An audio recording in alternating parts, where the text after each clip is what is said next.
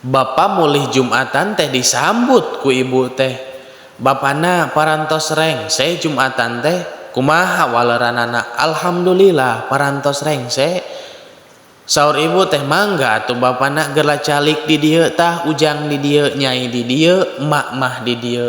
Urang tuang sasarengan ameh raoseun kitu ceuk ibu teh.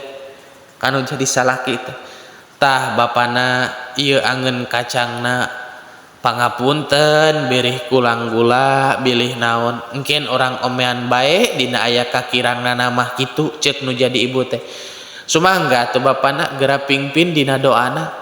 Darag-darag atuh kudu jadi salaki teh dipingpin dina ngadoa teh. Kapan tidinya teh rengse tuang teh batus tina lambei salaki teh. Kumaha atuh ibu ieu parantos rengse tuang teh?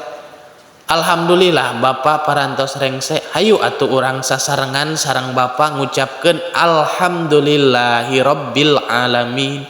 Kitu ceuk bapak teh berjamaah jeung nu jadi pamajikan jeung nu jadi anak. Ngeunah eta dina daharna sok sanajan teu aya nanaon oge kapanan di dinya teh geus nancep pikaridon Gusti Allah dina ngalaksanakeun imah tanggana. Lain ieu mah nu jadi pamajikan kanu jadi salaki dibere duit kudu jadi salaki teh 20.000.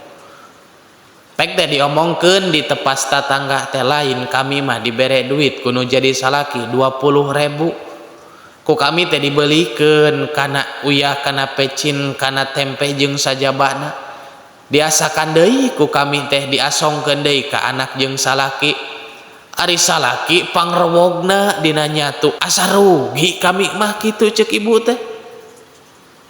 Atuh ditemal kitu teh ku salaki teh lain kamari cikene heuleutna kami ngajual kai 700.000-eun asa teu ningali deui bulung kerekan eta duit tepi ka ayeuna.